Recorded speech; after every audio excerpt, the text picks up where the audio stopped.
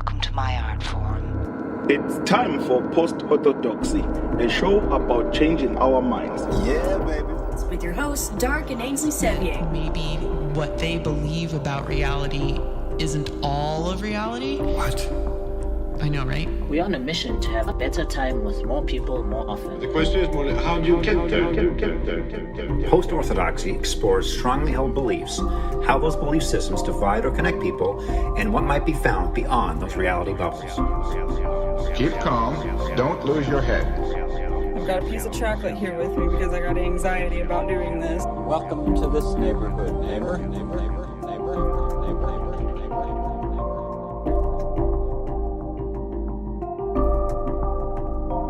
And we're live. Good job. And they can hear us. Good job on that intro. Thanks. I'm sharing the video now to my page. I thought it looked pretty cool. Okay. Very exciting. Okay, I have to be. I look back. Guys, look.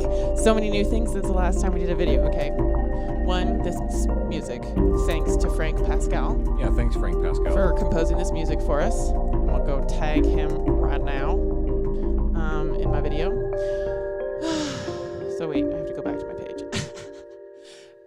Yeah, so Frank Pascal composed this really nice. I think I especially requested I wanted something like pensive, but positive and somewhat electronic. And he totally delivered.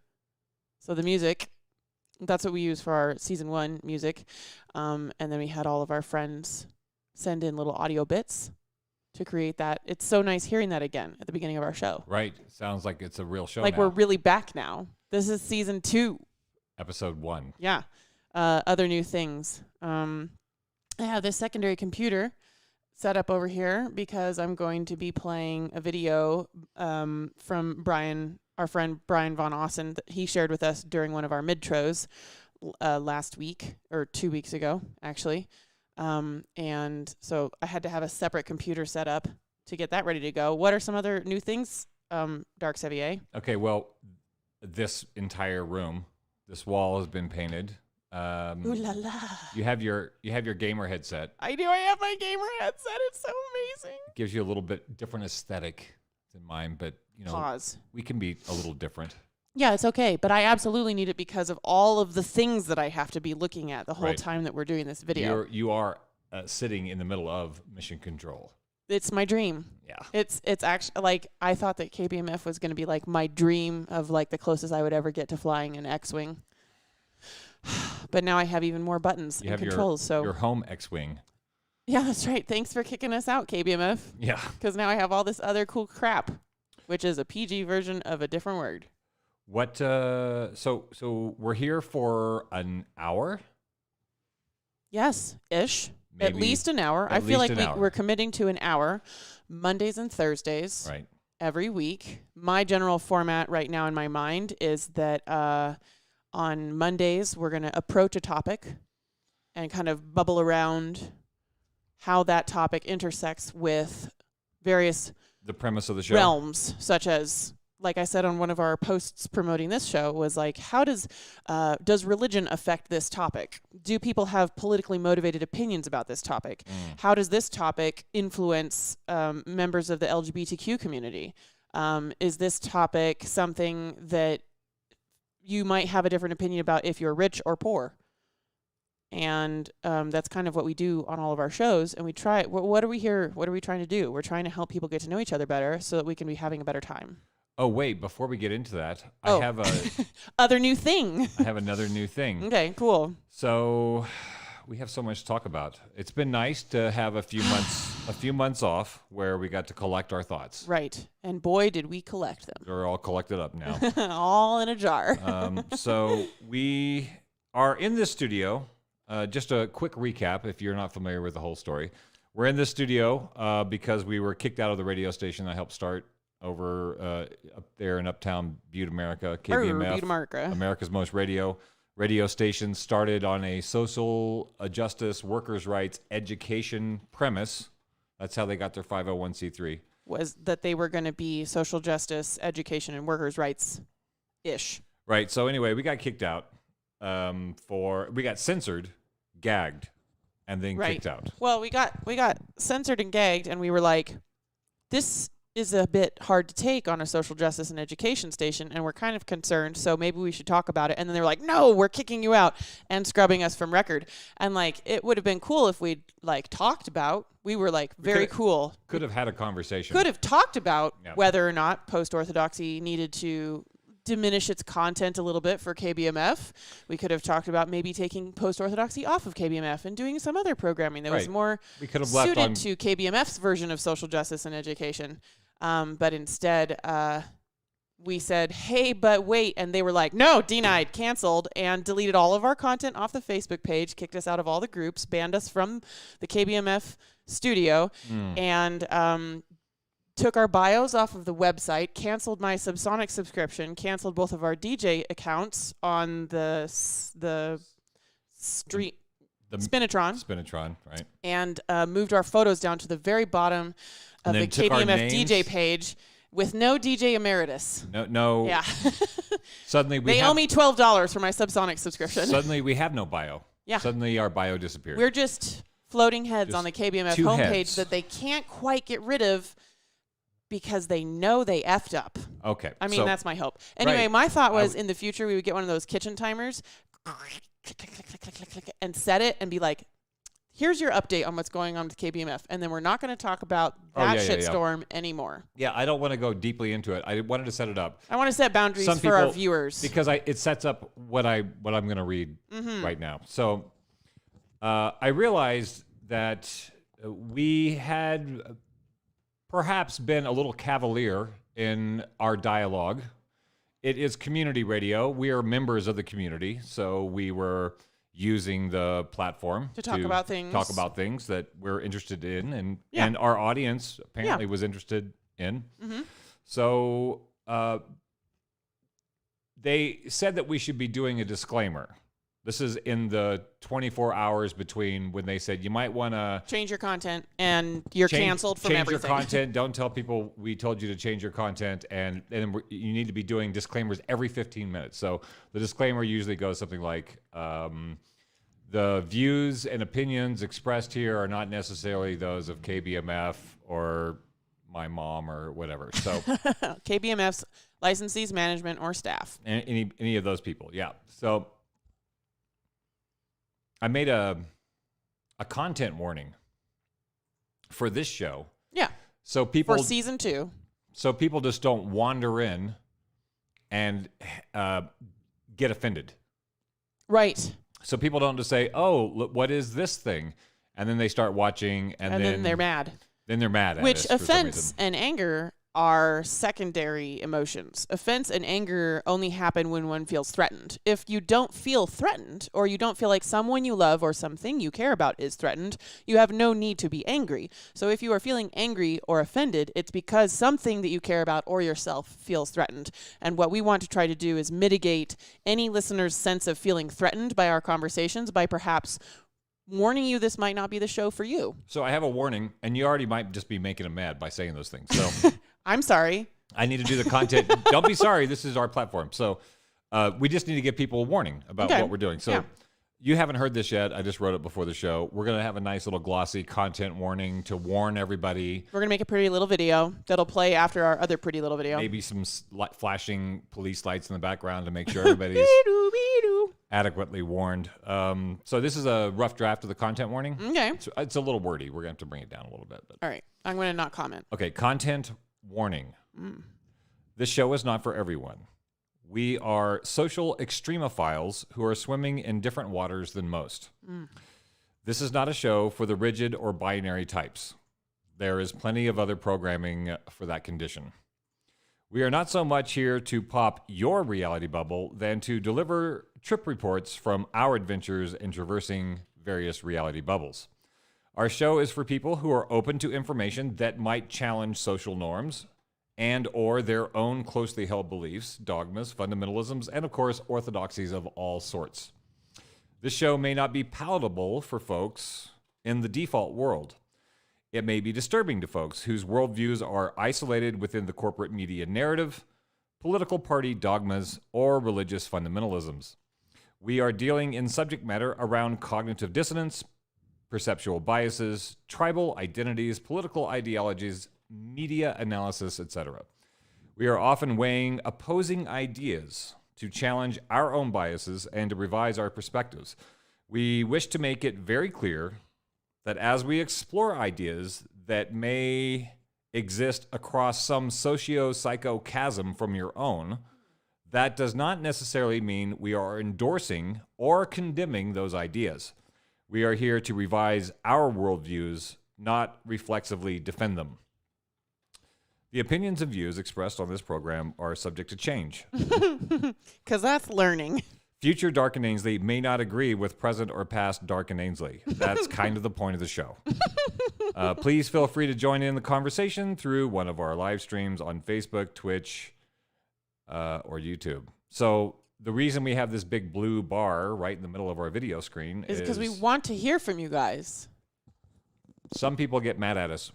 Yeah. Because they say, you said something that's post-Orthodox. I'm like, I know, that's the show. Well, and let's get away from our own elitist language here. You said something that is different than how I think reality is. And I feel threatened. Therefore, I must attack you. But the modern day version of attacking you is anger, not spears and rocks. Anger, cancel culture, like KBMF. Right. Went straight to cancel culture rather than having a conversation. Down. So no conversation. We have this whole chat bot set up in the middle of our screen to have conversations. Yeah. If you disagree with us, we're just as happy to hear from you as if you or if you do agree with us. We are looking to have our ideas, biases, perceptions challenged so that we can grow as human beings and have be having a better time on the planet. Your intro was really beautifully written.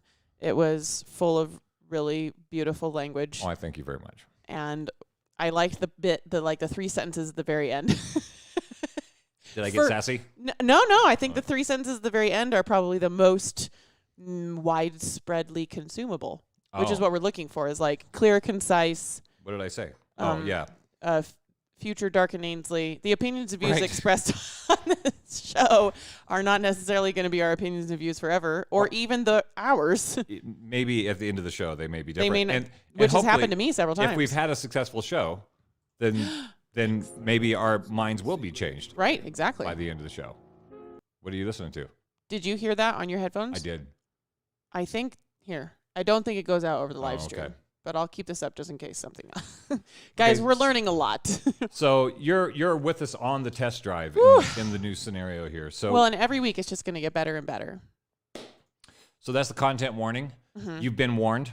We are saying things that are not. We're not. Our intention is not to outrage. No. Outrage sometimes is the byproduct. Yeah. No. We are definitely not intending. No. To outrage anyone. Gosh, what are we intending to do? Well, I think that's an important thing to include in our disclaimer is like, what is the intention of post-Orthodoxy? That's a whole other thing. So that people can know whether they want to participate or not. I'll let you answer that question since I just did that whole thing. What are we doing here? Why are we here? Why are we here and why are we doing this? What is your personal motivation for I want to doing all this? Become intellectually sovereign. I want to become sovereign over my own mind. I grew up in a very extreme version of Christianity where I was told what to think about everything. Everything. Well, it's a zeitgeist reality. Right. Bubble. They weren't thinking that they were brainwashing me. They weren't thinking that they were forcing me. They just, my parents and my elders and all of the members of my community felt as though they were helping me learn how reality really was. And I've since learned that's not how reality is. It is for some people. I was just going to say, that's not how reality is everywhere. Right. Or for everyone. Right. And so I want to keep strengthening my mind so that I know that what I'm thinking is something that I've chosen to think.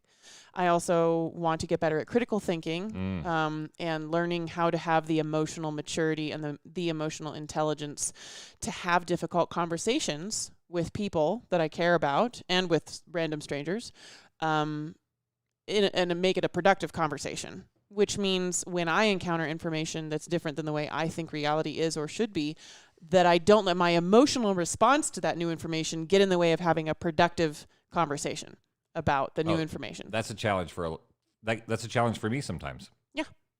I sometimes automatically go into the flame war mode, and I just want to righteous. Yeah. Righteousness. I really like feeling self-righteous. Yeah. And I'm starting to learn that even though I like feeling that way, it may not be the most productive way of being when talking to folks about because your controversial subjects. emotional response to information, especially if it's information that's near and dear to that person's heart. That's why I get your righteous. Emotional response. Yes. Will create an emotional response in them, and then it becomes a feedback loop of uselessness. Fight. Yeah. Yeah. So I'm trying to avoid that. I have a tendency towards that, but I'm trying to avoid that. And we're doing this show here to have productive conversations, ideally, around post-Orthodox perspective. And what does that mean, post-Orthodox perspective? So an Orthodox, usually people are like, oh, like Jews or Greeks Orthodox, right? Which is the they most... They always say it just like that, too. Like Greeks? It is the most mainstream, what's the better way? Colloquial. The most common colloquial understanding of Orthodox is one that's tied to religion. Right. But etymologically and dictionary definition straight, an orthodoxy or orthodox understanding is just the done way of anything. It could be it's the orthodoxy of how the pyramids were built, which is something we've talked about here before, or the orthodoxy of the earth being flat, which we now know was not correct. Well, that was the orthodoxy for a while. That was the orthodoxy. That was the way it was. And anybody that said it was not the way it was got blackballed out of the scientific community and slandered and shut down and canceled. And we tend, at least in the U.S., because I haven't really had deep philosophical conversations with people in other countries yet, but we tend in the U.S. to think that we've learned it all, and we don't need to go any further orthodox. We know women should be able to vote and have credit cards. We know the color of your skin doesn't mean you're any different kind of a person. We know, in general, this one's still struggling because it's the most recent battlefront. We know that you should be able to marry who you want to marry.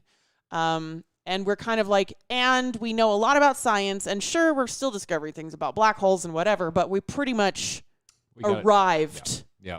And that is so not the case. There's so much. It's a massive universe. There are 8 billion people on the planet. Like, it's a massive universe. We still have a lot to learn. And the only way that we're going to continue to make progress, like when we went to the moon and like when we decided it was okay for a woman to buy a house without a husband, is by challenging the way it is now.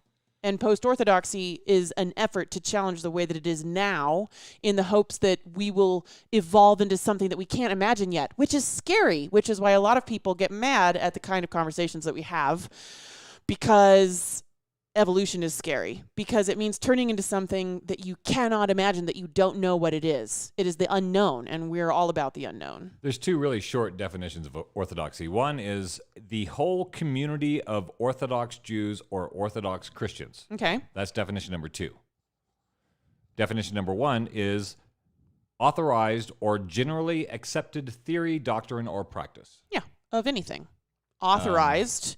So somebody in authority said that's the way it is. There's an authority, yeah, it's a dictated. Or generally accepted, meaning most people think it is this way, so it must be this way, which is a topic we're going to talk about at some point. One of our friends shared an article with us, Soren Kierkegaard's theory on how basically as soon as something becomes the main opinion, it's already false. It's untruth at that point. Because there is no way to have universal truth, which obviously anybody who's a member of an Orthodox religion will argue is false.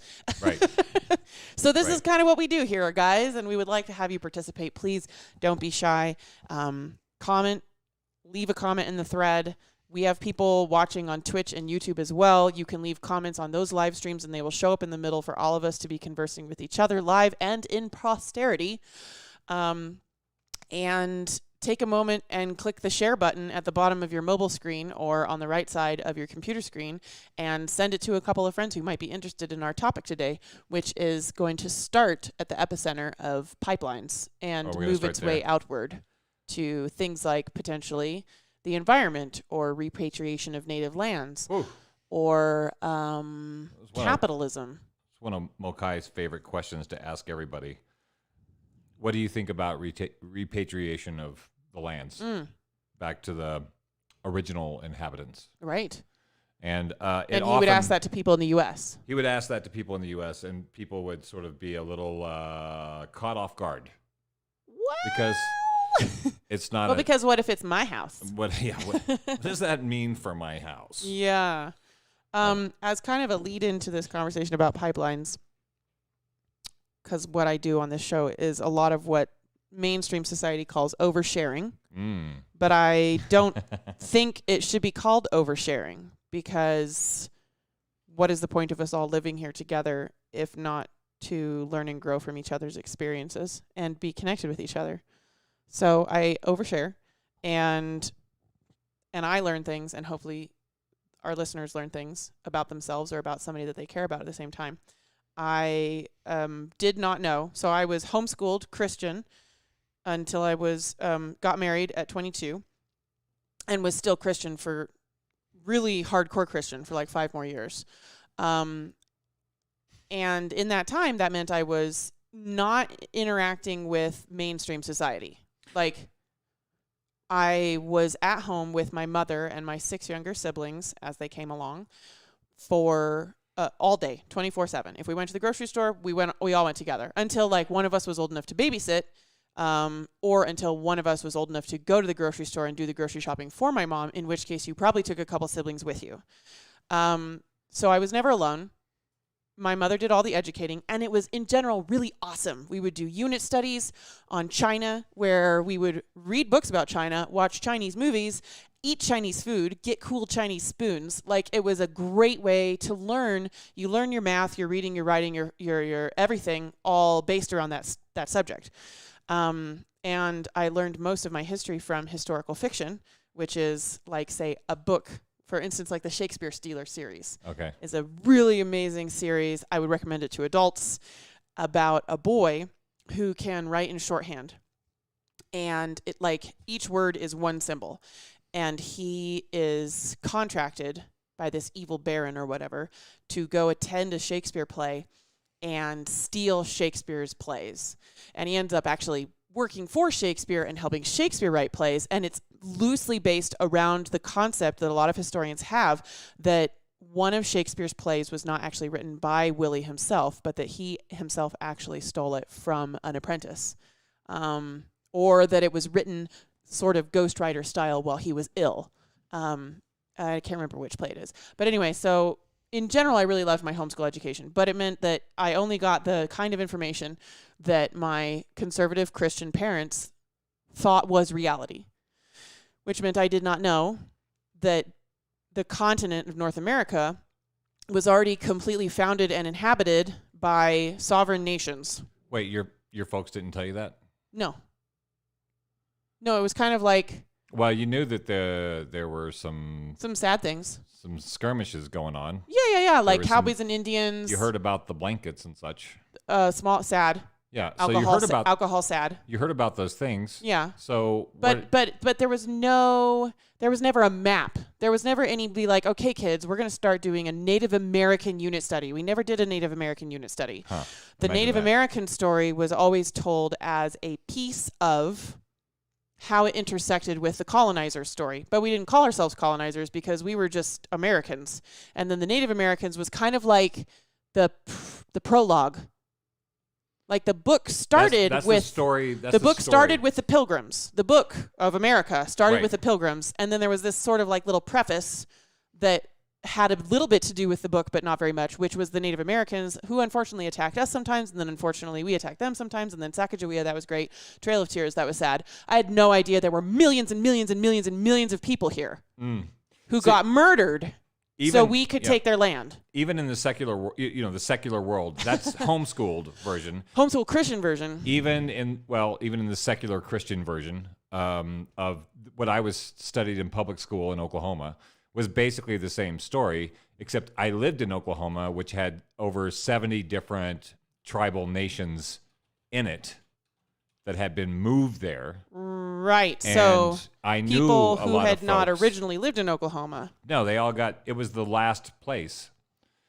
It was they just shoved everybody there because it was the worst place in America. It was the last place the white people didn't want. Until they found oil. And then they wanted it. And then they wanted it. Right. So now, where I grew up in Pryor, Oklahoma, that is now a part of Cherokee territory.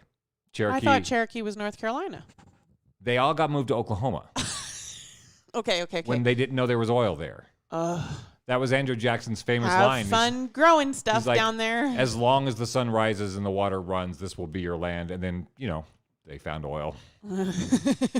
Oy. So I knew a little more because I'm part Choctaw, I'm part Cherokee. Like every white person says they're part Cherokee, but I actually have a card that says... My baby, she's a Chippewa. I have a card that says I am an official Choctaw. Anyway. So I have, being part Choctaw and Cherokee, being raised in Oklahoma, and I had a broader perspective because I was surrounded by basically the result of the diaspora of all the tribes. Wow. The decimated remains of the tribes being shoved into Oklahoma. Right. So I knew a little more, but even then I didn't know much until I got out of the Orthodox views of... American history always started with Columbus. Sorry, we just start there. American history. Which was the Orthodox view for a long time. That's how it always started. Until we found out that other nations and explorers had been there long before Christopher Columbus. But we have to keep it. It just started there. We just have to start with him. First grade, let's take history. Yeah.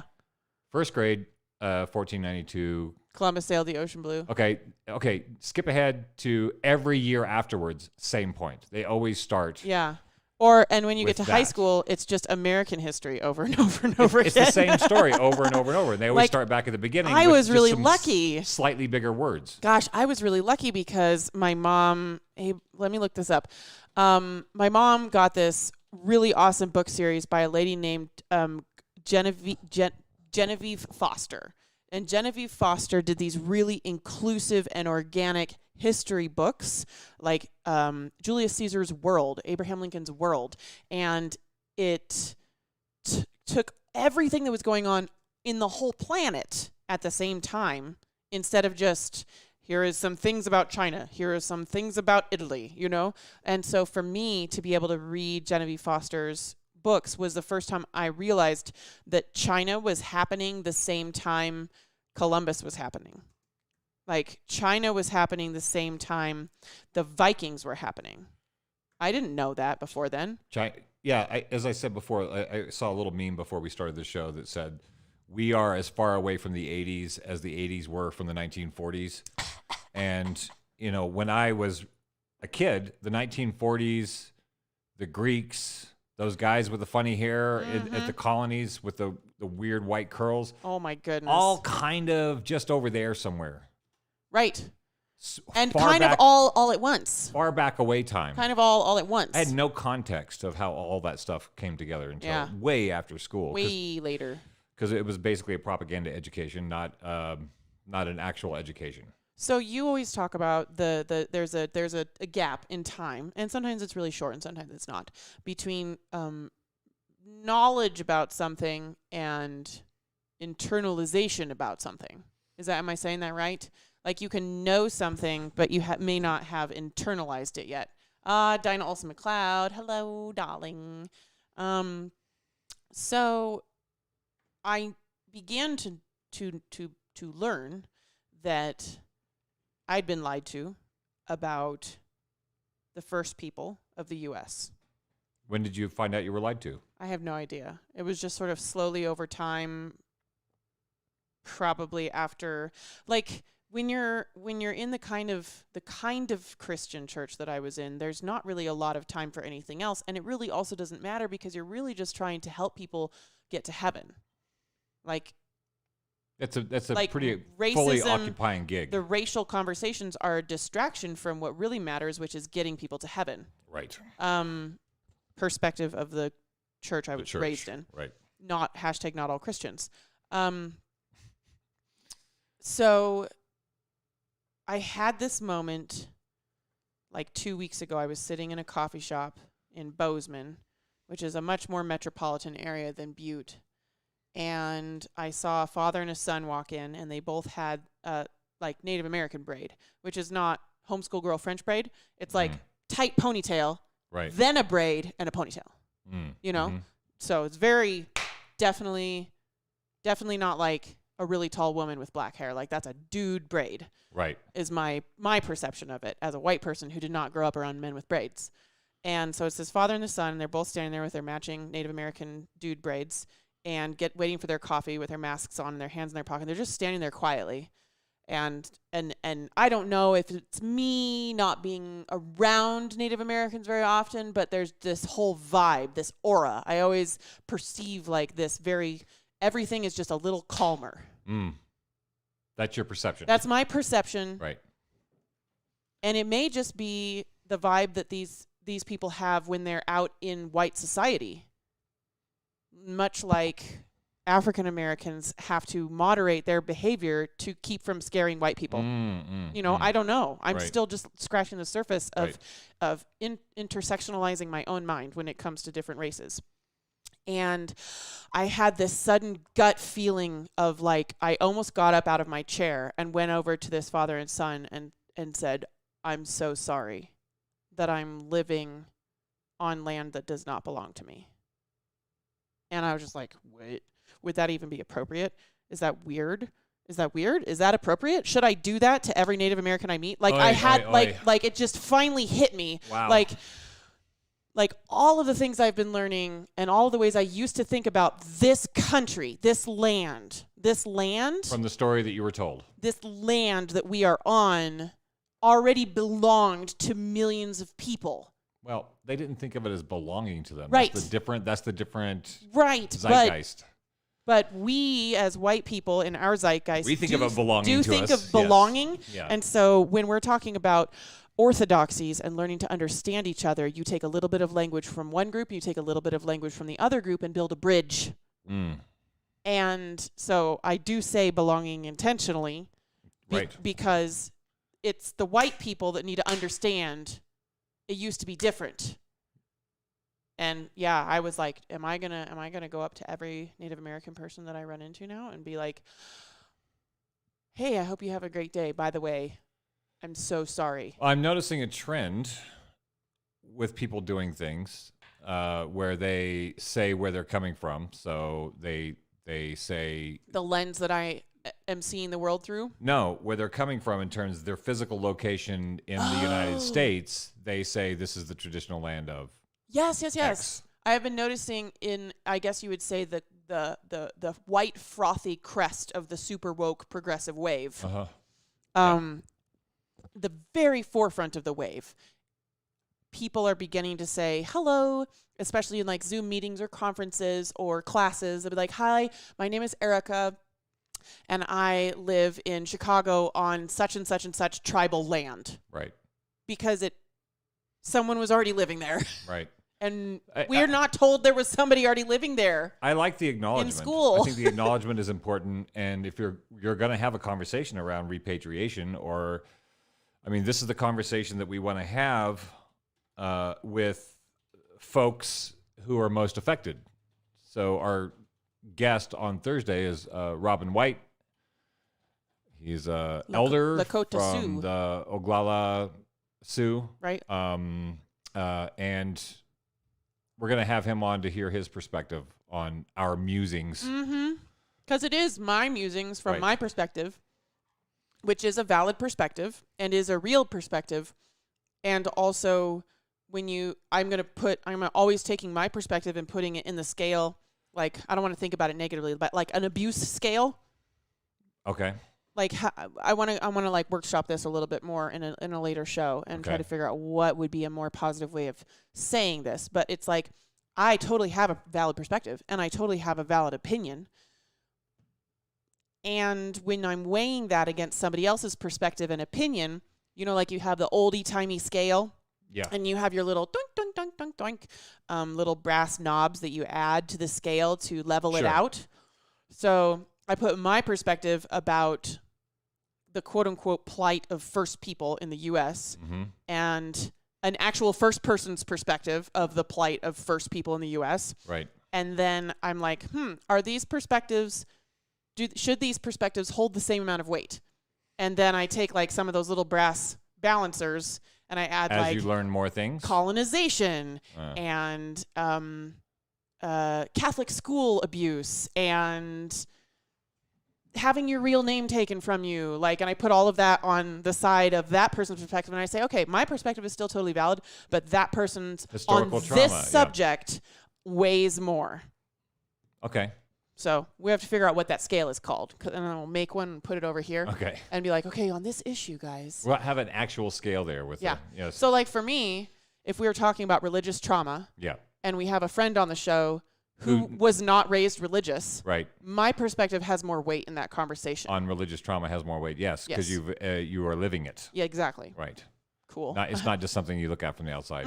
And maybe develop some empathy for. You can develop empathy for something you've never experienced, because you can, if you're listening to the person's experience, you can have an empathetic But when response. It comes to, like, if you flipped a coin, who would teach a class on this thing? I would not teach a class on the plight of the Native American in the U.S. Right. No, you wouldn't be teaching that class today. And our atheist friend would not be teaching a class on religious trauma. Right. Okay. Just hypothetically speaking. Hypothetically. So that segues into the topic. So this is a... That was my little overly personal preface. Yeah. Oversharing, as you said, right? Yeah. We're going to have to come up with a new term about that. Sharing. So I got an article from our friend Evno Omni, who hosts the Know Thyself radio program on KTUH in Honolulu every Sunday, Montana time. We do a slot there from 2:30 to 3. We do a half-hour conversation Montana time with Evno, Montana time, on his show Know Thyself on KTUH in Honolulu. So we're looking forward to having him on this show now. He's been kind enough to give us a place to have a keep platform, the radio vibes alive, a soapbox of some sort to interact with an audience. For like the last 8 months. Every Sunday we've been doing that show. I feel like my heart would have shriveled up and died. Yeah, it was really nice. So we're back and forth, and there's things that we can't talk about on his radio station, even though they were far more, what's the word? KTUH is more practical, I think, in terms of allowing discourse on controversial topics. However, it is an FCC licensed radio station. Of course. It is dependent on support from the audience. So alienating most of your audience is not going to be good for your overall program. So there are some... Free speech does not exist on radio. We know that. So right. No, we know. You a have radio expanded station, speech. Yes. It's not a First Amendment rights location. You have an agreement with the broadcaster around what you're going to say. Right. So, and you have an agreement with, you have rules with the FCC that tell you what you can and can't say.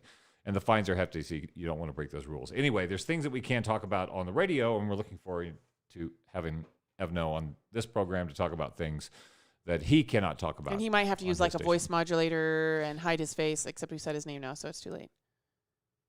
Oh my God, we just gave it all away. We just gave it all away. I'm so sorry. Before we plunge into pipelines and Native American discourse, we have a couple of comments from... Heterodoxy versus orthodoxy. And then Lindsay Gordon gave us a really lovely long thing about also growing up super religious. So hetero, etymologically speaking, hetero means different. Homo means same. Okay. My gut reaction to that word, heterodoxy, etymologically speaking, is that it is doxology that is still defined by what it is different from. Although I suppose you could say the same about post-orthodoxy. The dictionary says heterodoxy is deviation from accepted or orthodox standards or beliefs. So I think heterodoxy and Orthodoxy are the same thing. I suppose they would be the same thing. I would just rather say Post-Orthodoxy. Well, I invented Because that- post-Orthodoxy because I was calling myself post-Christian for a long time. Right. I didn't go... Exvangelical. Yeah, I didn't go unchristian. I didn't go atheist. I didn't say hard left.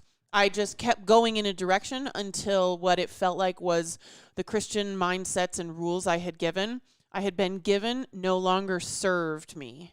And I kept moving forward with all the best things of Christianity still in my backpack. All the love, all the non-judgment, all the listening, all the Jesus stuff. I think heterodoxy and post-orthodoxy, I think the difference for myself is post-orthodoxy is a break. There is a break from working with that doxy. Yeah. That You've gone orthodoxy. beyond. It's behind you now. And I think when we were both raised, if you don't know, we were both raised in right-wing Christian cults. And so cults are not some things that you just sort of gradually get out of.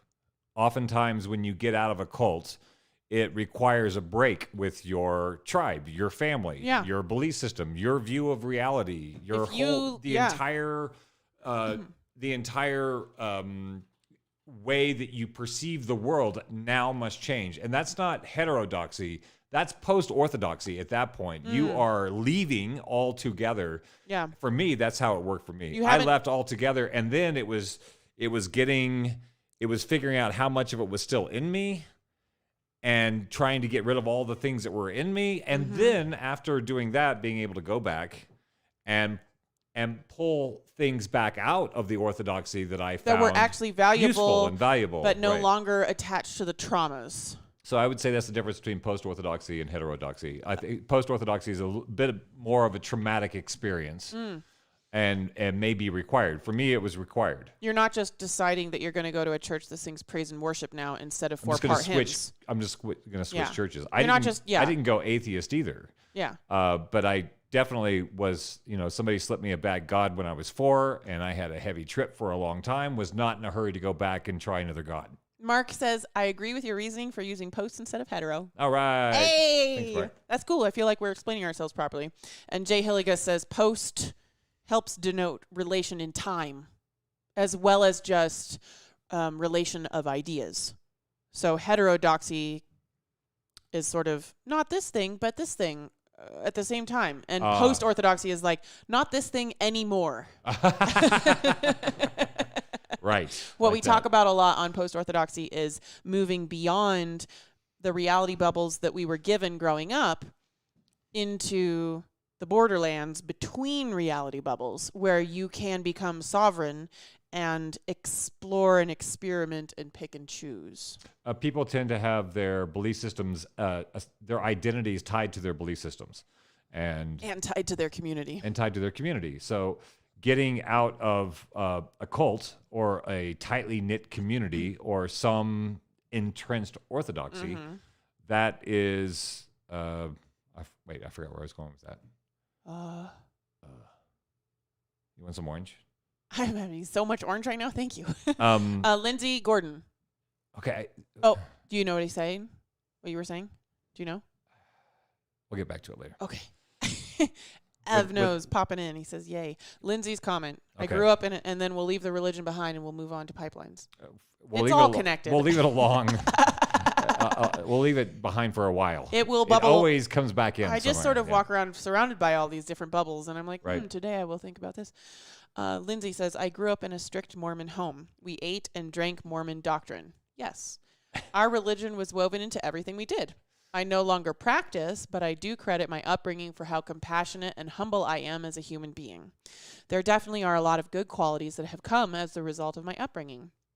We know that you both and I, all three of us, had sheltered and protected childhoods to the point that it was almost a disadvantage to our intellectual growth. However, what would both of you say are your positive qualities that you now have as a result of your upbringing? This is what we're starting to term trauma superpowers. Specifically because I struggle. Thank you, Lindsay. Specifically because I really struggle with being a really empathetic person. Like, I really care. And I'm very good at reading what's going on with people and anticipating needs and anticipating crises. And I struggle with feeling as though that's not really me, because I learned those skills growing up in a chaotic environment where I never knew what the right thing to do was, or if I was going to get punished for something unexpectedly. And so it's like, that's chronic trauma, not acute trauma. I was not smacked violently by an angry parent. Right. I had chronic trauma of an unstable, I wasn't able to just feel safe and comfortable at home. I never really knew quite what was going on. And to have that kind of chronic trauma, it gave me the trauma superpower of always being able to anticipate needs. I am really good at organizing stuff. I'm really good at taking care of a team. I am, in large part, I do the work that I do in film because of that trauma superpower. And it's something that not everybody has, and that's okay. But I struggle with feeling authentic in my identity as an empathetic organizational person, because I got it because of something bad that happened. So who would I have been if I'd grown up in a home where I wasn't having to always take care of my mother's emotions? Right. Who would I have been? And if I would have been somebody different, if I had been in what it would be considered a fully loving and stable home, then is who I am now who I really am? Well, this gets into some. It's like a whole nother we show. could dive down into some. Disclaimer. My some mother James, and my home were very loving, but there were still chronic traumas. I think you can go down the rabbit hole of the James Hillman and the Soul's Code and the idea that maybe we are born into circumstances. This is getting into philosophy and psychology. Maybe we're born into circumstances that shaped us in ways that were good for our soul. Right. Well, in James Hillman's like theory, the acorn theory. So maybe I was always going to be this way. An acorn is always going to be an oak tree. Mm-hmm. It will always turn into an oak tree. Now, depending on where you plant that seed, that oak tree may be having a good time or not. Right. Bloom where you're planted. Right. You can't always bloom where you're planted. I ran a nursery. Some things want to be in the shade, some things want to be in the sun. And if the thing that's in the sun is in the shade, it's not going to have a good time. So move things to, I much prefer to go where you will bloom. So I got to say something positive about what I came out of, which I can do that. Like the positive, I think trauma superpower is something that I'm really I'm cozying up to. Yeah. Rather than looking at, I'm a big fan of the Japanese idea of kintsugi or wabi-sabi, which is damage is like a chip in a sink is not damage, it's character, right? So, and if something breaks, if you lovingly put it back together, it's imbued with story and more value than the thing that never broke. So I'm down with that whole approach. Right. And do you think of yourself that way? I've been broken a number of times, and I put myself back together, and I like the and you're cracks. Highly valuable. Oh yeah, I think so. So for me, my cult was different than her cult. It was not very loving. It was very much Old Testament, hellfire, brimstone. She was like a Jesus version of Christianity. Very loving. I was Old Testament, where basically Jesus was the faggy son of the CEO God, and really shouldn't be paid attention to. You need to be dealing with the law, right? Yeah. Very harsh. Mm-hmm. And also very, it was British Israelism. So basically, only a very small few people are going to heaven, and everybody else is just shit out of luck. And so things we can't say on KBMF. being a child, knowing that you're the only one of the very few special people, and you're going to have a good time when you die. That's the story. Right. And all those other people that seem to be lovely folks are going to burn in unimaginable torment, I guess, forever. And it seemed a little harsh, but it was isolating. So the part of the religious identity is isolating. We are different from them. Mm-hmm. We are special. They are not. They are kind of scary. Right. So I think, in a sense, it was a very alienating experience. And it's interesting, if we're going to talk about the acorn theory, I'm 6'9". I am not easily blended into the crowd. Right. When I walk into a room, people say, what the hell, what, what's the weather like up there? Whatever. People have to say stuff. Every single person. Boy, you're tall. Do you play basketball? Whatever. Right. So I'm already physically alienated as a kind of mutant, but then I was also philosophically, religiously, socially alienated. Mm-hmm. So I think in a sense, it's given me objectivity that I value in society. I don't feel that I am... Part of the thing that I miss is the identity of the group and the identity of the tribe, of feeling like you're a part of something. But I'm also recognizing the value of not being a part of orthodoxies and fundamentalisms and dogmas that have become stale and destructive, but continue on because of the tribal identity. Nobody wants to rock the boat, and so the boat ends up sinking. You had to leave. Hashtag Democratic Party. Hashtag Republican Party. Sorry, Hashtag I'll do both. KBMF. Hashtag KBMF, yes. You had to leave to survive. Right. So you know that it's possible. It's possible. And you know you're not going to die and you're not Right. going to get eaten by wolves. A lot of people don't leave their dogmas or their orthodoxies or their fundamentalisms because when you go out there, your neck will be the bit bad by the guys wolf. will get you. In The my wolf. church, it was like the gays will get you or something like that. It was everybody was bad. An immoral, dangerous, ironically, the most dangerous people that I knew were in the church. Evno says that those kinds of upbringings can cause people to take on masking abilities. And I was asked what masking was. He says masking is the ability to appear as something you are not, so as not to cause drama or waves, to put on the mask so others think you belong, usually used in the neurodivergent community. Right. I think that's something that you're actually way better at than I am. I did it when I was in Los Angeles. I was just trying to get in the entertainment industry. I came out of a cult. I didn't do any processing. I didn't know what the world was I was moving into. And I thought by saying, I don't want to do that cult stuff anymore, that I was done with it. And I was not. It was not done with me. A timeline between being aware of the thing and actually internalizing the thing. Right. One of my sisters, and I'm not going to say who, one of my sisters was way better at masking than I was. I'm kind of a hard on your sleeve, hard on my everything.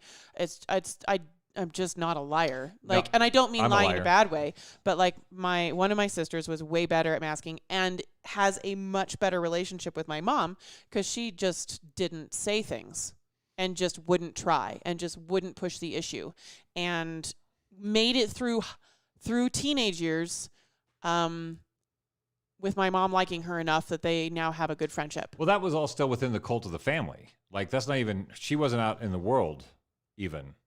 Yeah, and my very much younger sisters are way better at masking than I was too. They're masking within their own family unit. Yeah, to get along.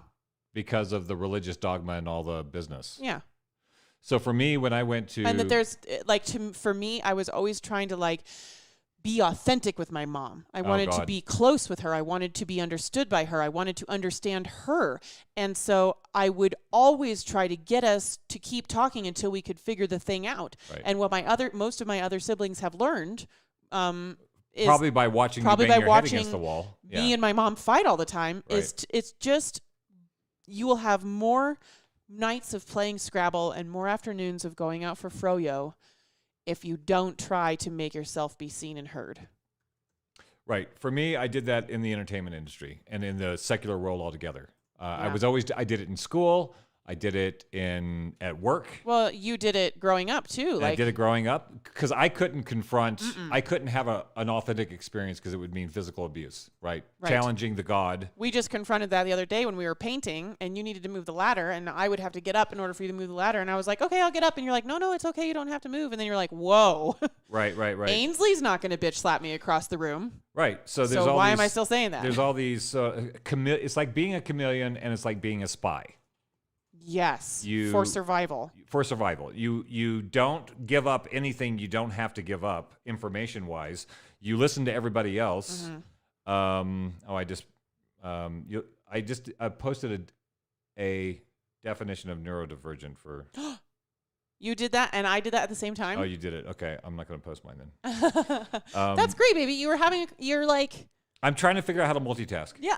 So I'm not doing a good job. No, you were right on my heels. You were right on my heels. So, for example, in the entertainment industry, when I was socializing with people, I would give them the briefest background of where I came from, and then I didn't even know what questions to ask. Asking the wrong question could cause people to be angry at you. That was my upbringing. So also in the outer world, I carried that in. So Me too. I just listen to people talk, and then I start figuring out how to mimic their thing and how to get along, and then you start to have a relationship. But it's me always sort of masking or spying on this You place. learning how to have a relationship with them by being the kind of thing they want to have a relationship because with. there's no bridge back to where I am. Right. And nobody wants to go there anyway. And you had no confidence that if you were yourself, you would be safe and loved. Right. So masking, I don't know if I always called myself a chameleon because that's what I was doing. I was finding a way. I would have groups of friends that I could not have in the same room. I can hang out with these people, and I can hang out with these people, and I can hang out with these folks. But if representatives of those groups get together, it was sparks flying. Interesting. Because I could chameleon with each, but I was doing so many diverse groups of people that I didn't understand that when they came together, it was almost fistfights happening. Which could be a good thing. It could be like, yay, Dark is so diverse in himself that he can have lots of kinds of friends. But it also sounds like it was actually just that you had a nothing and you were just whatever you needed to be to get along. I didn't have really an identity. I had to develop my identity way late in my 20s. Oosh. Because it was just trying to figure out how to not get eaten in the world, and what things do I have to say, what do I have to agree with. Which you assumed because in your childhood it was all about how to not get eaten. I was raised fundamentalist Republican, and so then I'm in the entertainment industry, which tends to be more democratic, more liberal. So then suddenly I'm just biting my tongue on all the things that normally is like the thing that we say. Right. And then I listen to other people say the other things, and then I got to understand. And then you could imitate. Then I could imitate, but I also started to see the other perspective. Right. I only heard about liberals. I didn't actually eat dinner with liberals. Until I didn't way actually later. date liberals. Right. And then I'm like, oh, that's not what I was told. Right. So I think that's my superpower, is my ability to actually be a mimetic moderator, somebody who can move between tribes, have relationship with different tribes. And that's kind of the thing that I work towards, is being able to help people communicate across divides. I'm going to share that article in our live stream right now. Which one? The Mimetic Tribes of Culture War 2.0. Folks, if you're really interested in where we are in the world, these are a couple of philosopher nerds up in Canada put together this, I would call it a white paper. Yeah. It's a massive read. Several trips to the bathroom. Oh, this is one of those things you just want to read a little bit, digest, go back, read a little bit, and digest. Culture War and Mimetic Tribes and Culture War 2.0. The gist of this article is that people my age especially are still living in the world of the left and the right and the Republicans and the Democrats. And this is saying within the right, there's this spectrum of right wing, and within the left there's a vast spectrum of the left, and we still talk about them as two opposing sides, and they've actually fractalized out into so many different things that the labels of left and right and us and them just don't work anymore.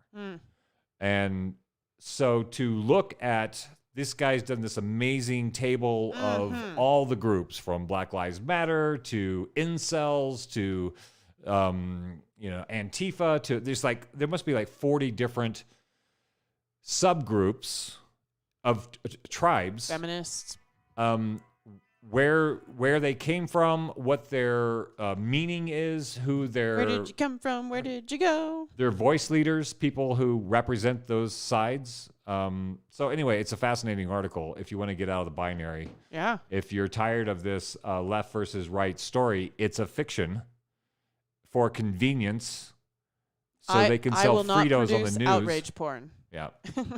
The mimetic mediator, I'll just read that. A new role might be required in the culture war, that of the mimetic mediator, which is different than a moderator. Etymologically, this mediator would be a pan-tribalist participant who has the ability to communicate across tribes in a way that seems fair and reasonable to each tribe.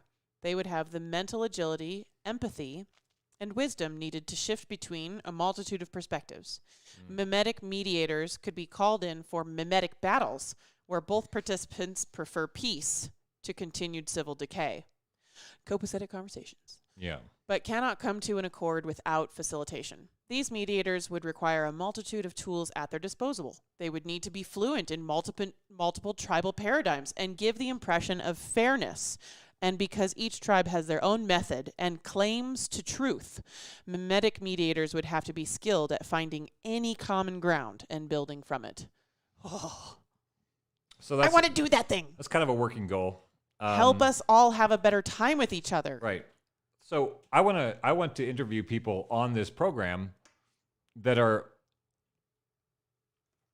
across the spectrum of the cultural experience of not just this town or this state or this country, but the entire planet. You know, there are people here who think when they hear QAnon, they think they know what that means. Right. Or they think or they just say, I don't understand that. You could understand that. You could I don't know how understand- anyone could ever. Right. Well, but you could. And they don't understand how you cannot be super outraged that blah, blah, blah, Someone's whatever trying their to story take your is. guns away. Right. Or that people are giving hormone treatment to children.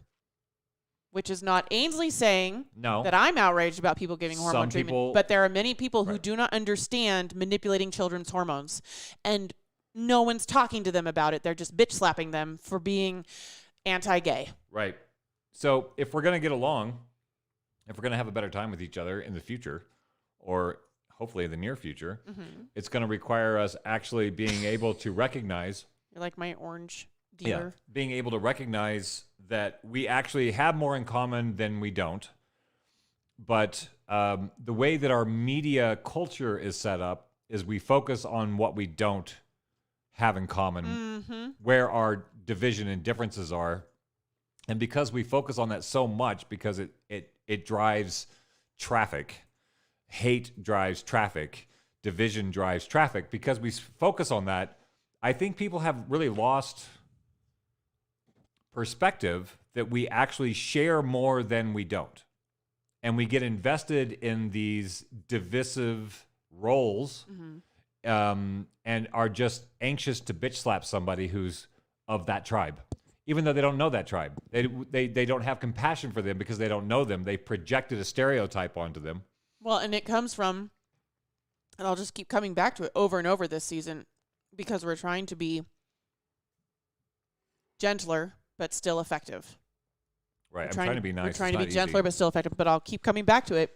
The bitch slapping comes from this primal feeling that different is dangerous. Right. You may not in your frontal lobe as a 21st century Homo sapien be saying different things are dangerous, but your animal brain still says it.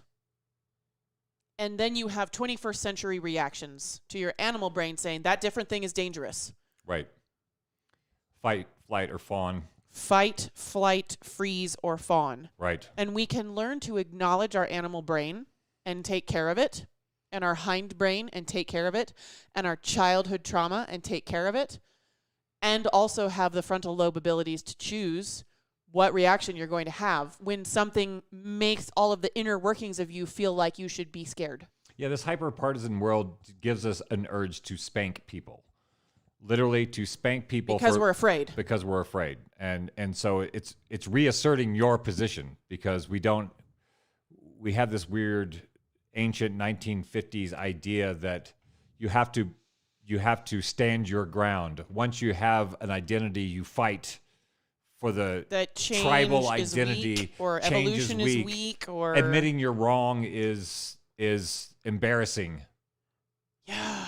So I feel like these we have are the to go things back that we like have to change. 70, 80 years to figure out how did that idea get into the US? Oh, speaking of, if I'm going to post a link to an article from the New Yorker. Okay. And it is called Adam Curtis Explains Everything. Guys, primer for the new world. Primer. Yeah, so Adam Just Curtis. watch everything he made. If you're not familiar with Adam Curtis, he is a documentary filmmaker. I love being on a platform where I can tell you what to do now. I couldn't tell you what to do on KBMF. I could be like, we really like Adam Curtis. No calls to action. If you like philosophical evaluations of the history of the 20th century, you may like watching Adam Curtis. No, I can be like, bitch, watch it. Yeah, I'm a big fan of Adam Curtis. I got turned on to his stuff back in 2005 or something with a series called The Century of Self, where he basically shows how the 20th century was shaped by Freud's nephew, who took Freud's book, The Theory of the Unconscious, and ran to Madison Avenue with it. Guys, I know how to make us money. And Guess what? shaped the 20th century. Anyway, he has his documentary style is really entertaining for me. It's got a soundtrack through the whole thing. It has really amazing stock footage, current and stock footage. To sort of, it's a video collage. Yes. To illustrate his narrative and his narrative of history and events, which is often from a different perspective than the sort of linear business perspective or pioneer perspective or psychology I don't perspective. want people to think that we're saying that of like this completely valid way of looking at the world and this completely valid way of looking at the world. It's like, no, there's the lying that had me not knowing America was built on slavery. Right. And then there's the reality that America was built on slavery. Like, so Adam Curtis goes in and he just speaks facts. He's just like, this literal human at this literal time said this thing, which this other person who was at that dinner took and wrote this book about. And then these radical students read that book and created the blah, blah, blah Tiananmen Square. Right. You know, like it's fact to fact to fact, kind of tying it all together. And he keeps his own narrative. He keeps his own opinions out of it, though. I don't know if he does. Well, but I haven't heard like. No, it's not overt, but he's definitely crafting a narrative out of pieces of history. Yeah. And I just haven't been able to catch him in a moment where he did something where I was like the Connections guy from the 70s. He's good at masking. That's why. And I'm good at telling when someone is speaking facts or connecting things that are not literally connected in real life. Okay. Anyway, fight. Yeah, I'll fight you. Fight. Evno says, suffering and horrible news not only drives traffic, the quote-unquote powers that be are involved in sowing and creating constant conflict, as fear makes people more controllable, and the more people are angry at each other, the less possibility there is of them coming together to actually change the system. Ugh. Yes. There's a book. We're just going to do a syllabus today. I'm actually we're working on a syllabus for the show. We want to have like people are like, oh my God, how did you learn all that stuff? We're like, we read all these things and watched them, and you can too.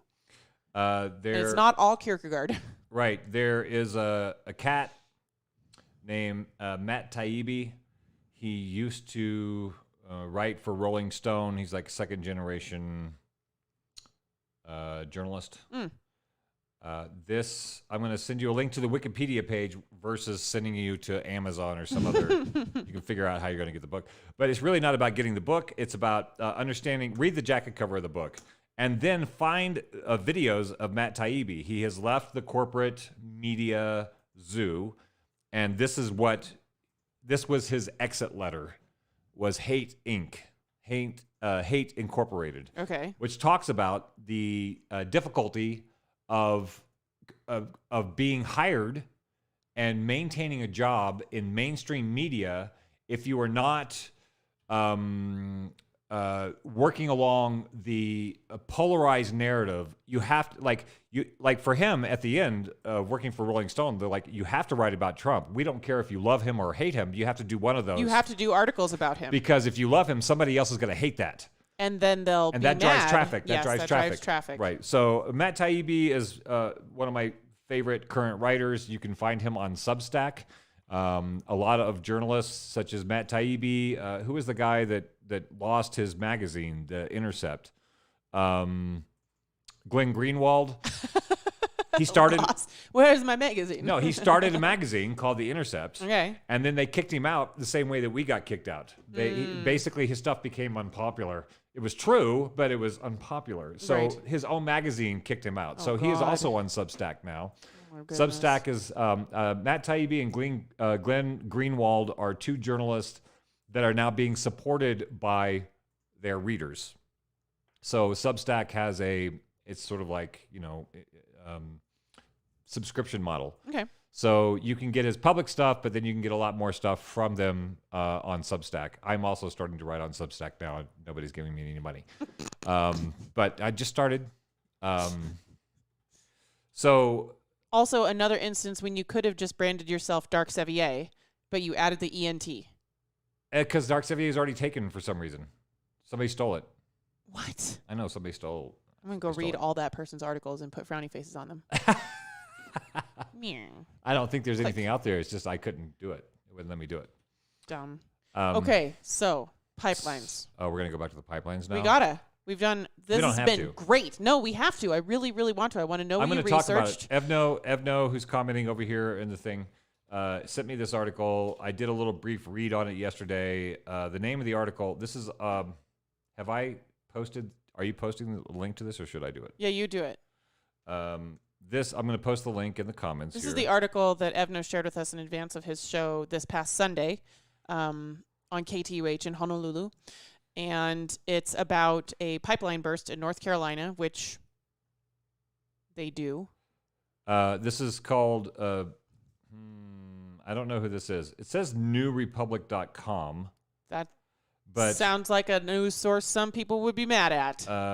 And then I don't know if this is a section in the New Republic, but it says apocalypse soon.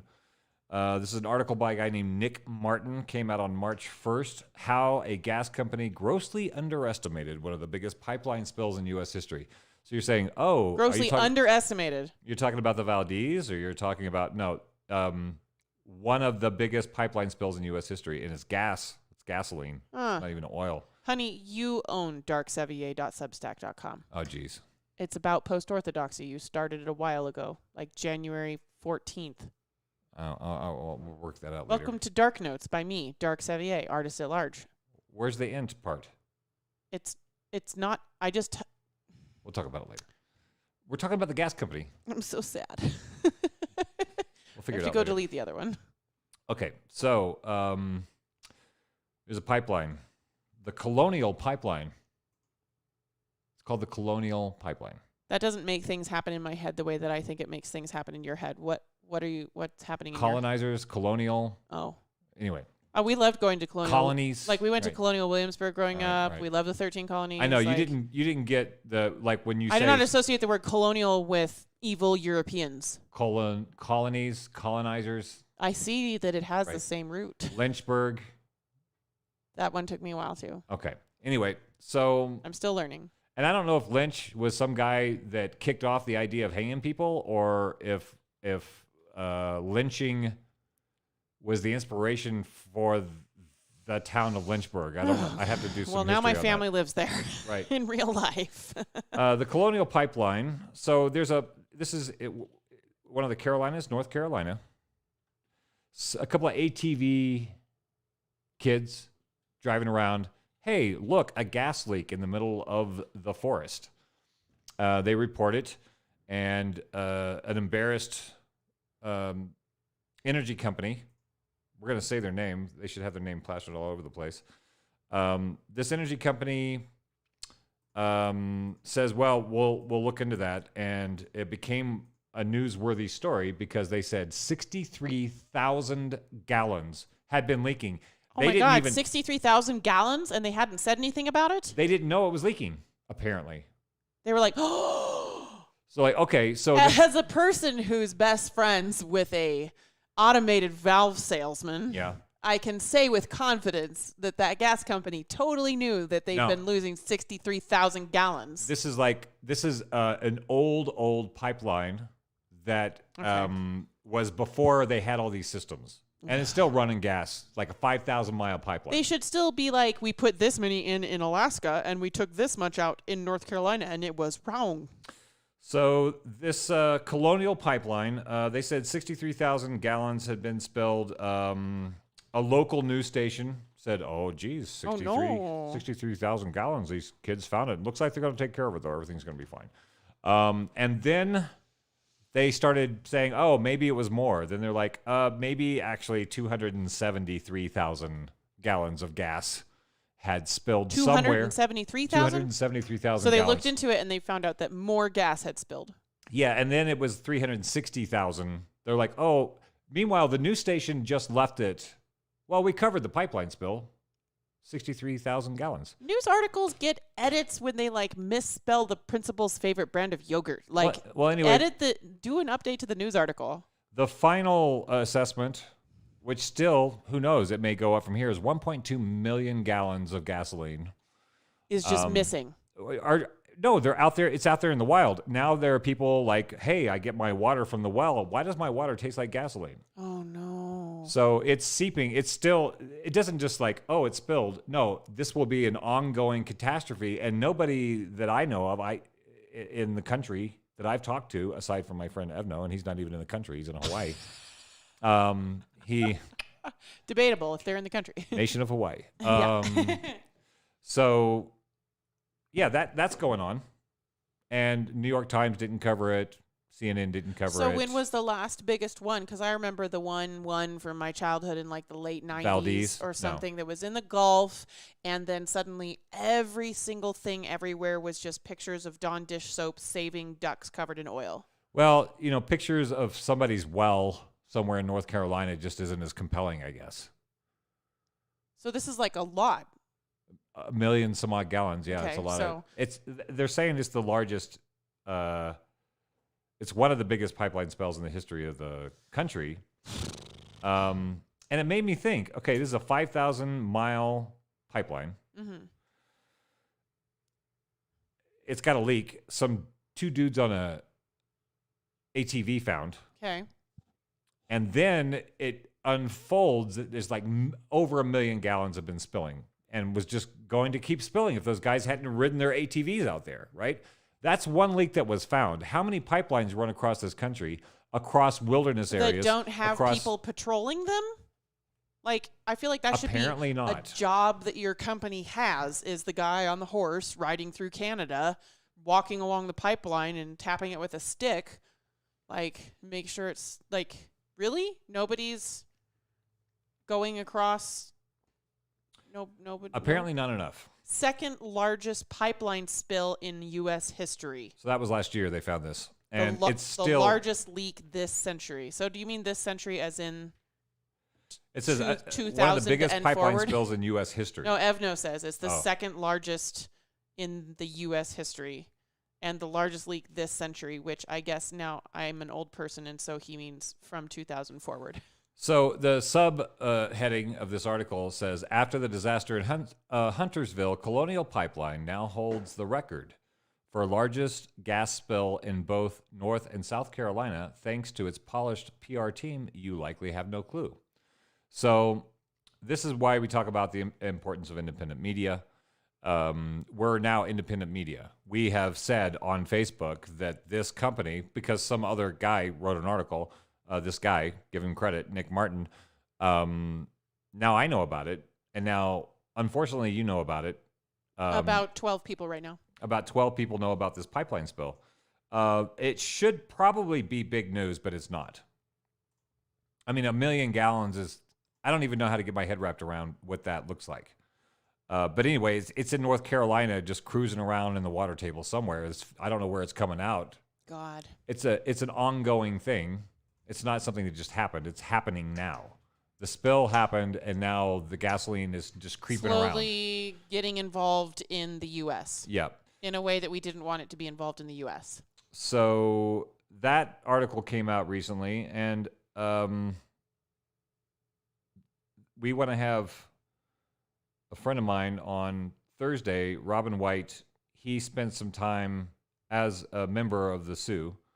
He spent time at the prayer camp in North Dakota during the Standing Rock story around the pipeline that was going through some burial grounds on the Sioux Are Reservation. you bouncing a foot? I am. Sorry, I can hear the squeak. Okay. Sam Thompson says, though, we sound great, and he likes my new headset. Oh, good. Thanks. Thanks for checking in, Sam. Yeah, thanks, Sam. So yeah. there's the idea. I'm looking for this phrase. I didn't find it. I'm looking for a quote. There's a quote. God, I don't know who it was from, but this idea of the savage, right? So we talked about you didn't know that there was actually, Millions and millions of people already living here. Who had some of them here for at least 10,000 years hanging out, having a good time for the most part. You didn't know about that. Right. So there's a lot of things we don't know about. The idea, and this is what I want to talk to Robin about, is there's the idea of like, well, that happened a long time ago. So we were different. We were different people back then. We didn't know any better. So we just enslaved some people and then we murdered people. But that wasn't murder at the time. It wasn't murder. It wasn't called murder because they weren't considered humans. So the Native Americans weren't considered humans either? No. Because I know that they were considered quote unquote savages. The black slaves weren't considered humans. They were 3/4 human or something like that. Yeah. So just enough where you can kill them with impunity. Ugh. Unless somebody else owned them, then you owe that guy some money. It's horrible. So this idea of repatriating land. So the idea of the savage, right? So the civilized man has come in and taken this good land from the savages that were just squatting on the land, right?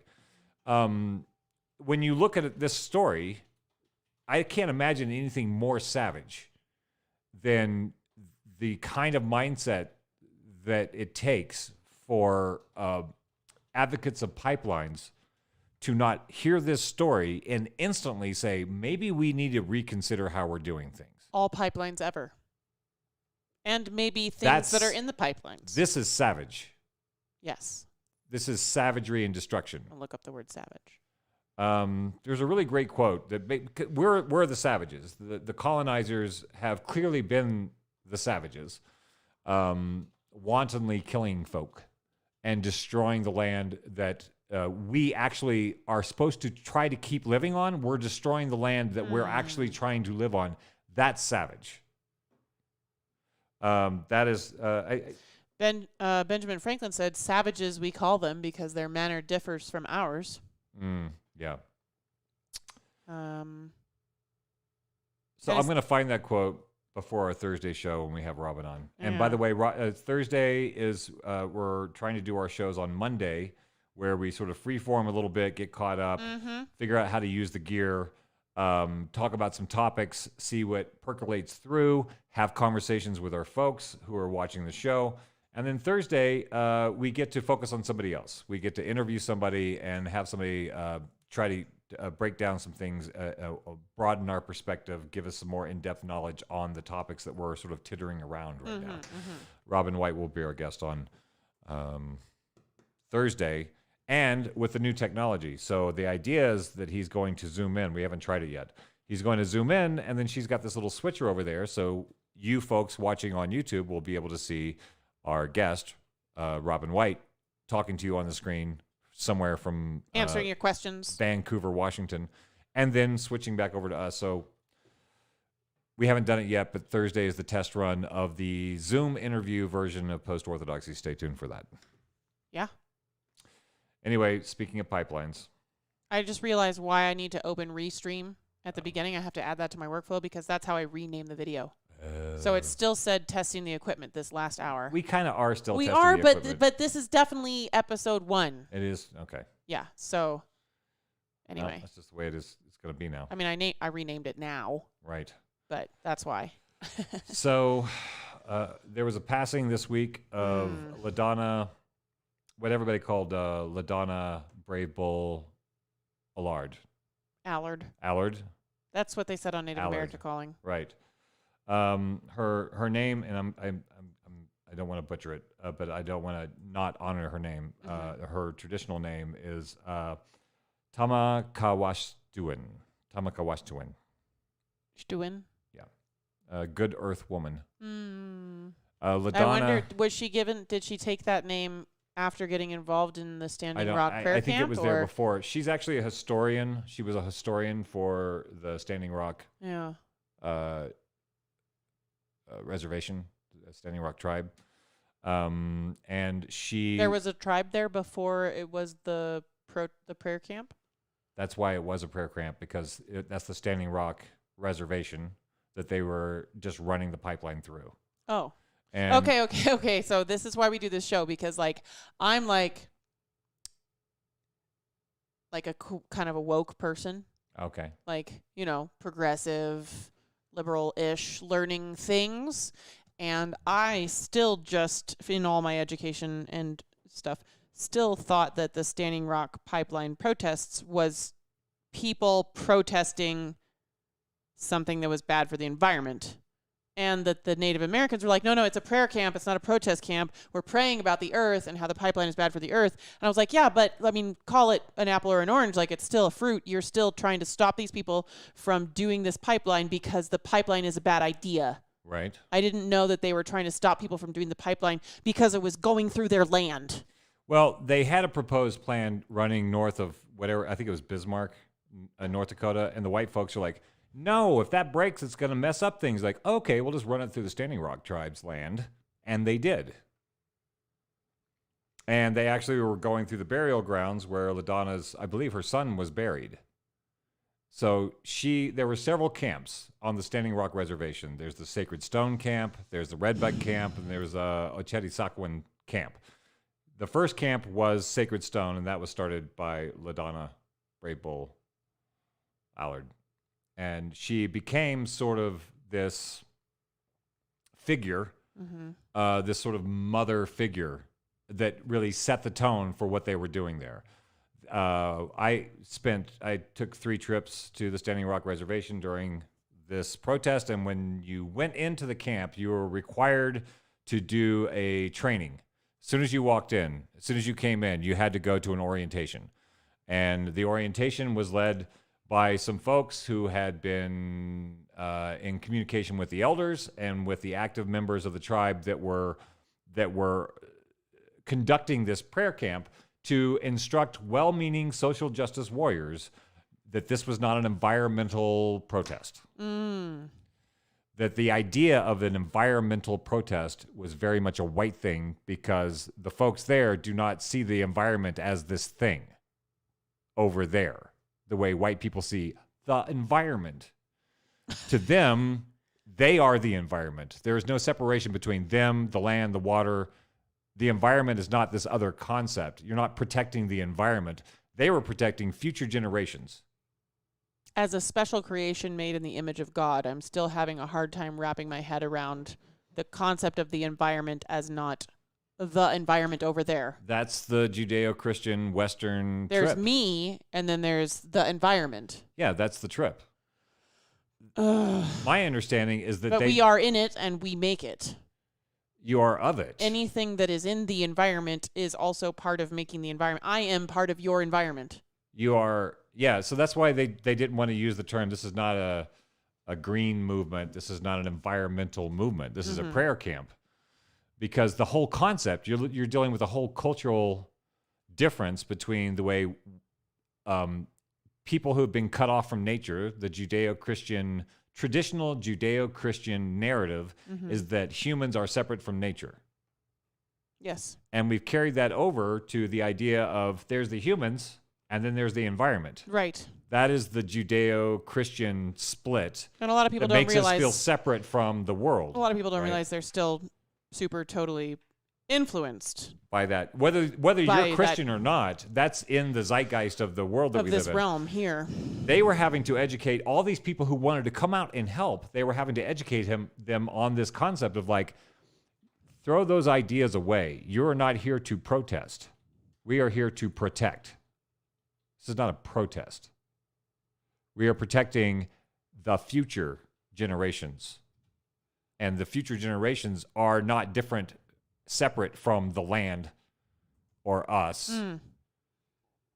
There's a holism that was really hard for a lot of people to get their head wrapped around.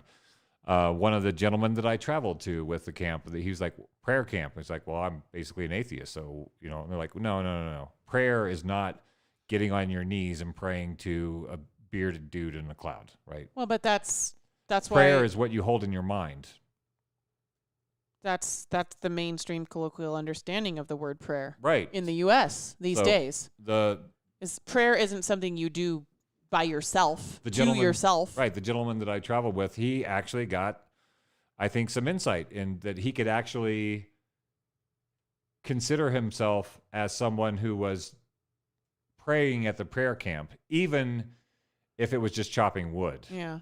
And keeping his mind blank was probably a better move than coming in as an outsider and trying to convert what he was seeing into his reality, into some kind of Christian model. Yeah, because he may not be Christian, but that model still is pervasive. Is the zeitgeist.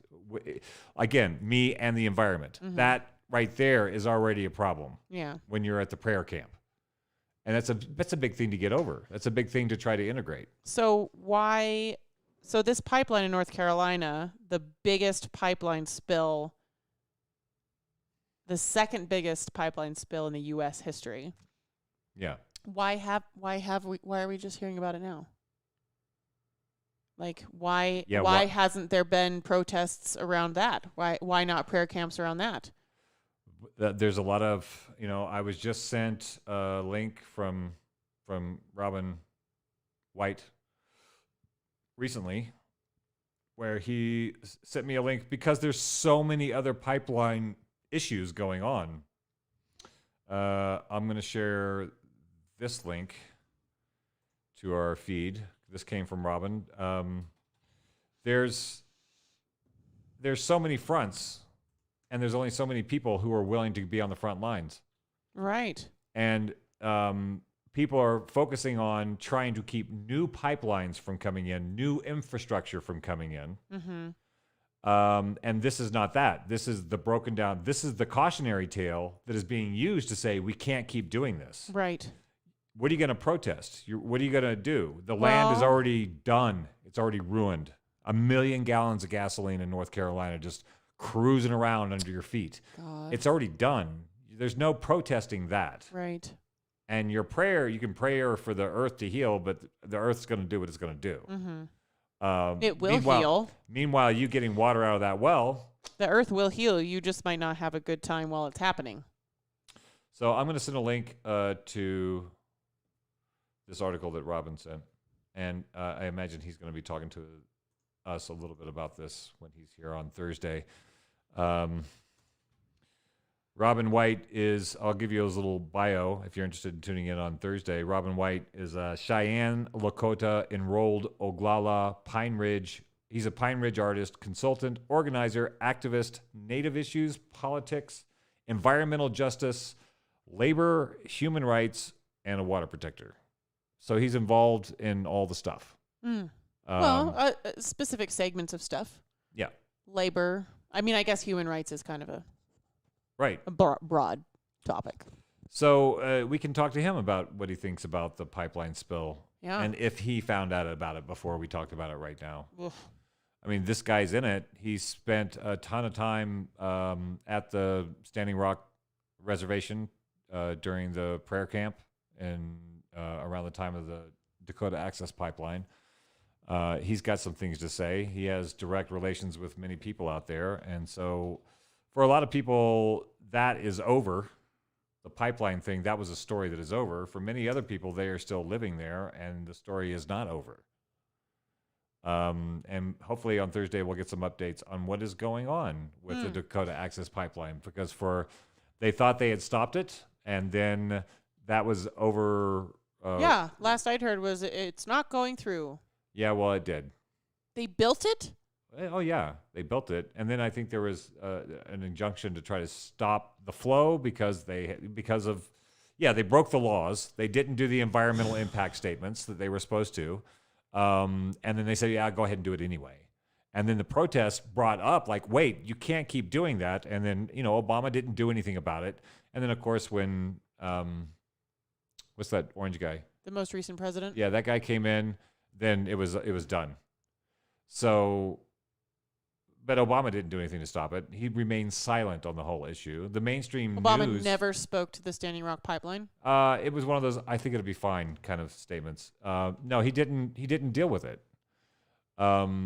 He remained non-committal because he was not going to rock the boat for Hillary because she was running for president, and so they were not going to upset the oil donors. Let's see. Here's an article from 2016. Yeah. Ugh. What? His outgoing gift was the outgoing Obama administration delivered a gift to green groups on Sunday. This is after Trump had already been elected. Yeah. When the Army Corps of Engineers blocked construction of a disputed segment of the Dakota Access Pipeline. Okay. So, that in the bitter political battle over energy and natural resources, Dakota Access has become a successor to the Keystone XL pipeline, which Barack Obama thwarted, and like its predecessor, is a flashpoint for green groups who oppose fossil fuel infrastructure projects in the name of combating climate change. But Dakota Access is as much a symbol for Republicans bent on promoting fossil fuel interests and undoing much of what they see as the Obama administration's regulatory overreach. So, because President Obama, anything that's excessively dear to anyone, which is most things, I want to be very careful about just blurting things out. Sure. And where are you getting this article from? Politico.com. Politico. Okay. So that's a pretty far left-leaning, I guess, centrist left. All the left is anybody centrist. left anymore? No, nobody's left anymore. Never mind. So it's the Politico. So okay, so but blue people like to read that. This kind of sounds like he was like, let's stop that now, So, right before he left. January, February, March, April. So on April 9th, this is the latest news from CNN. I'm just reading the headline. Biden administration will not shut down the Dakota Access Pipeline. Well, that's not surprising. 3 days ago. Biden appointed the head of Monsanto Yeah. as the National Parks guy or the FDA, Yeah. head of the FDA. That's common. That happens all the time. Yeah, They always but hire the Monsanto guys for that. Specifically, the guy who's not out to do food healthy is now head of the food healthy company. Of course. I mean, Bush did that too. God. So Biden administration will not shut down Dakota Access Pipeline during environmental review. Department of Justice lawyer tells court. This is an article on CNN by Kristen Holmes and Gregory Wallace.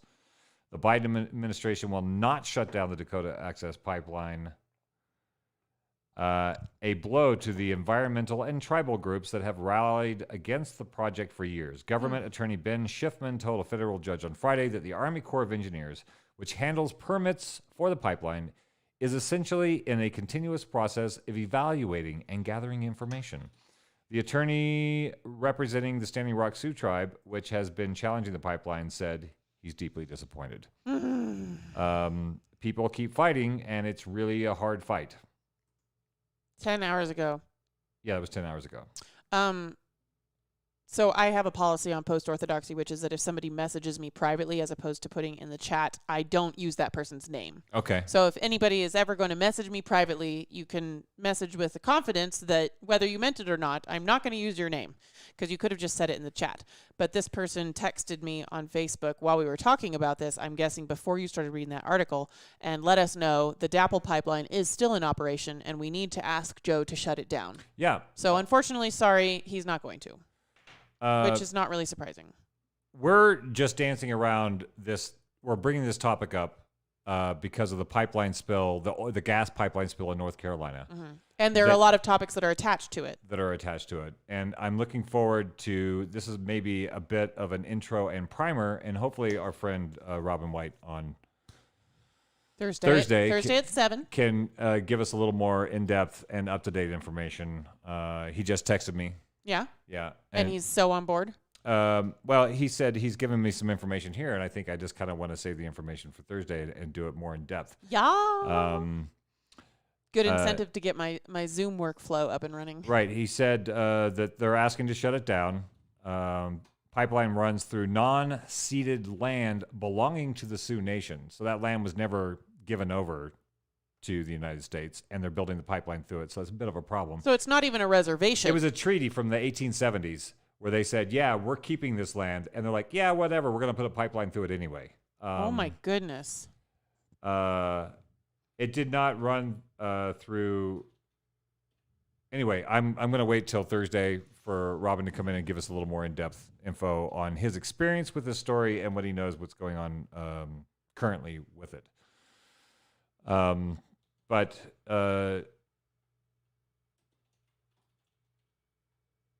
So he said it did run directly through Standing Rock water, God. and that was the other. This is an appeal to the white folk to maybe get involved with this. Is that it also that water is upstream of 19 million people who depend on that river. Not just, I mean, it goes through Standing Rock's water. And then that water goes south. That water goes south and affects 19 million people. So you thought maybe you would like to know about that, and so. Take juxtaposing the story of 1.2 million gallons of gas leaking for who knows how long into a water supply that is going to be having effects for years and years and years in the future. They're saying, think of those stories. And then think about maybe we don't want to run this new pipeline across a water source for 19 million people. What do you think? Anyway, I'm looking forward to the interview on Thursday with It'll be fine. Robin White.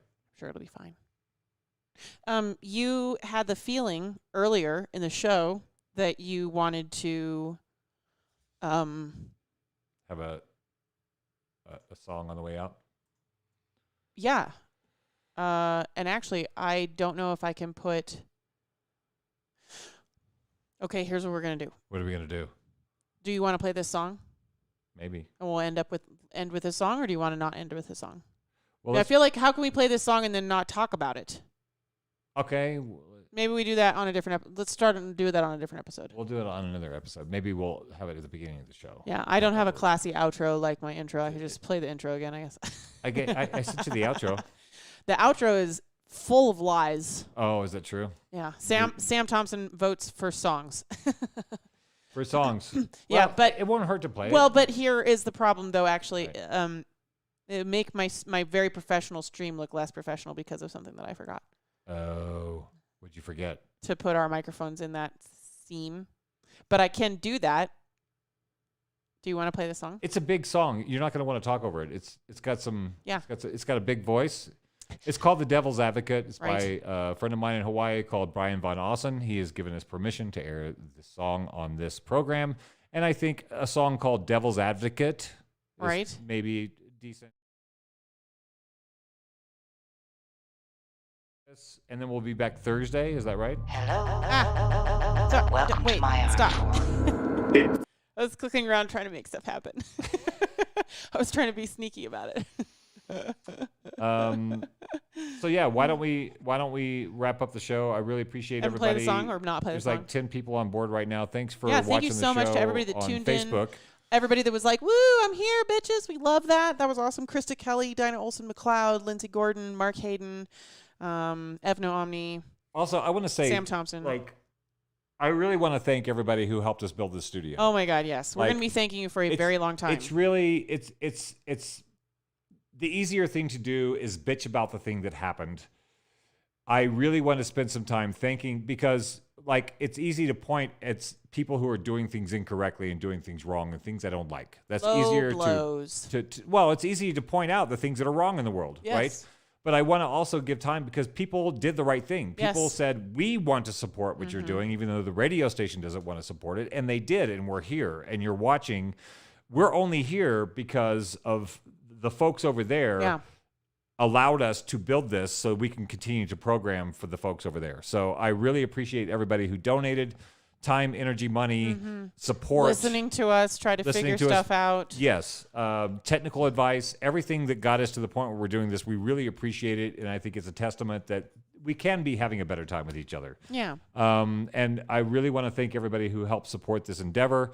We're looking to build it and grow. Our website is coming super almost there. It's really exciting. We it's have a very exciting website. Few more details to iron out.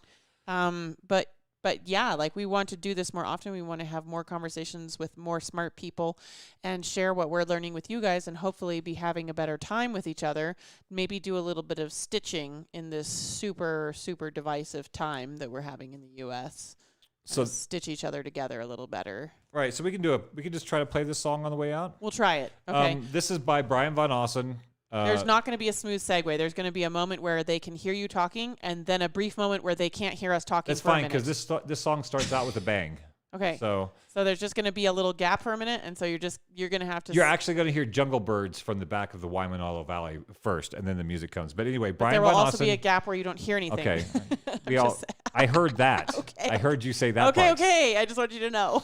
Okay. Brian Von Ossen lives in the jungle back of Waimanalo Valley on the island of Oahu. The open mics that I ran in Hawaii, he was a constant performer. I would call him a bard of the islands and the times. He was often writing songs about things that were happening at the open mics or the environment at the time. Yeah. Anyway, this is a song of his called The Devil's Advocate. Thanks for tuning into Post-Orthodoxy Season 2, Show 1. We'll see you on Thursday for Season 2, Show 2. Yeah, we're going to see if this works. So just hang tight for just a tiny second.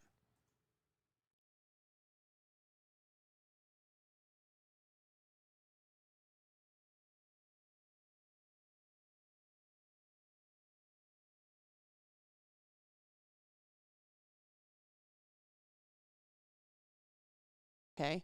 All right. Now they can hear us again. Try it. Okay. All right. I had it all set up and then I had to restart my computer. Go. Be bigger. How do we make it? Kind of full screen maybe? No. Let's You do can like go this. full screen. Working with some old equipment here, guys. Bear with me. Yeah, the new website will have a subscription page so that we can raise money to buy a computer, so we're not doing this. I really want a new Chromebook. I'm very excited. Yeah. Okay. Getting bigger. Okay, Bigger. there it is. All right. All right, so Brian wrote the song, performed the music, and then did the animation himself. Okay, so why does it not make sound? Is the volume on? The volume is on. We may just be teasing you with this. Oh, wait. Do you hear jungle birds?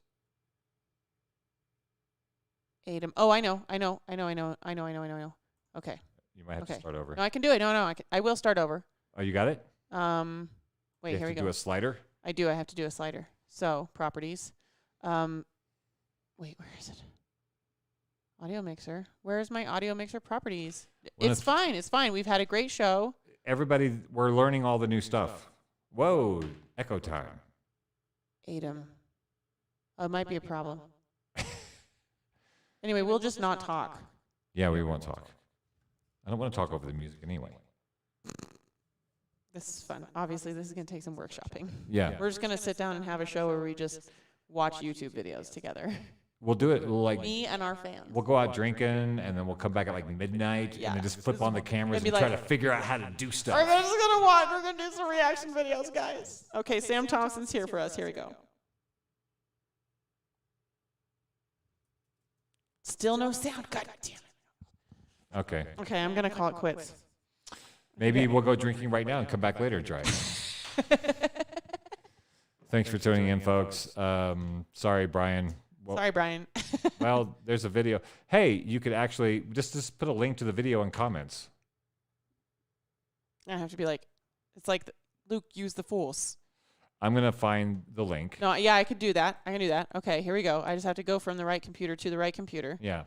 And we'll just send you a link, and then you can Yeah, you guys just go listen to his thing.